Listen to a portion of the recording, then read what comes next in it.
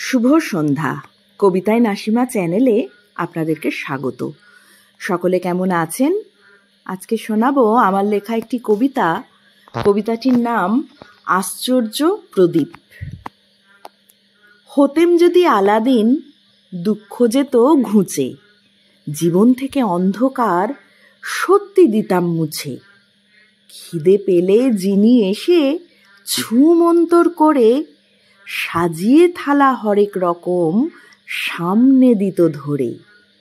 ব্র্যান্ডের সব জামা কাপড় পরতো কেঁদে পায়ে, ভাবতে হতো কাকে ছেড়ে কাকে যে দিই গায়ে।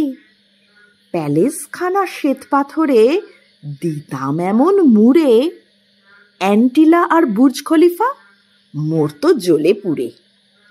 কাশ্মীর থেকে কালাহারি লোকাল তকমা সেঁটে, পায়ের তলায় সর্ষে বেঁধে ভয়কে দিত ছেঁটে।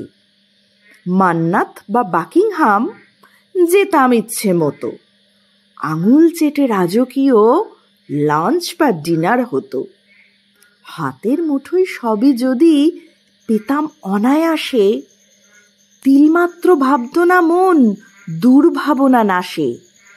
ভাবনা নেই, দুর্ভাবনা আসতো কোথা থেকে, শরীরটাও বেঁচে যেত পরিশ্রমের থেকে।